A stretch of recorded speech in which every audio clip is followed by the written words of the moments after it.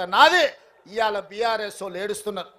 Srisailam left bank tunnel కూలితే జనాలు చచ్చిపోతే వాళ్ళు సంతోషంతో డ్యాన్స్ చేస్తున్నారు. ఏనన్నా రోడ్డు మీద యాక్సిడెంట్ జరిగి ఎవరైనా చచ్చిపోతే వాళ్ళు సంతోషపడుతున్నారు. ఏనన్నా పంట ఎండిపోతే వాళ్ళు సంతోషపడి గంతులు వేస్తున్నారు.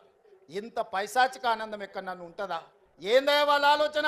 టన్నెల్ కూలితే రేవంత్ రెడ్డిని తిట్టొచ్చు, రోడ్డు మీద ప్రమాదం అయితే రేవంత్ రెడ్డిని తిట్టొచ్చు, కాళేశ్వరం కూలిపోతే రేవంత్ రెడ్డిని తిట్టొచ్చు, ఎండకు పంటలు ఎండిపోతే రేవంత్ రెడ్డిని తిట్టొచ్చు. నన్ను తిట్టడం కోసం మీ పైశాచిక ఆనందం మంచిదా అని బీఆర్ఎస్ వాళ్ళు నేను అడుగుతున్నా.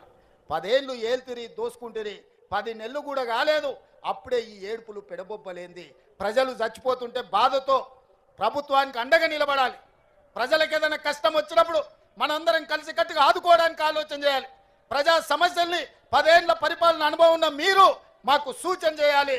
ఈరోజు నీళ్ళ సమస్య వచ్చినా, కరెంటు సమస్య వచ్చినా, ప్రాజెక్టుల ప్రమాదం వచ్చినా మీ అనుభవాన్ని ఉపయోగించి ప్రభుత్వానికి సూచన చేయాలి తప్ప మీ పైశాచిక ఆనందం తెలంగాణ రాష్ట్రానికి మంచిది కాదు. పైశాచిక ఆనందం పొందినోడు ఎవడు బాగుపడ్డోడు ఎప్పుడు చరిత్రలో చూడలే.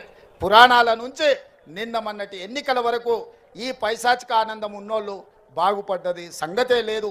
అందుకే మీ ఏడుపు ఆపండి, అభివృద్ధిలో భాగస్వాములు కాండి. ఈరోజు జరుగుతున్న కులగణనలో మీ పేర్లు నమోదు చేసుకోండి. మా ఆడబిడ్డలు చేసే అభివృద్ధిలో కూడా మీరు భాగస్వాములు కావాలి. మా ఆడబిడ్డలు పట్టుదలతోని ముందుకు వచ్చి ప్రపంచంలో ఏ మూల ఏ క్షణం ఏం జరుగుతుందో వేగంగా తెలుసుకోవడానికి తొలి వెలుగు వాట్సాప్ ఛానల్ని ఫాలో చేయండి.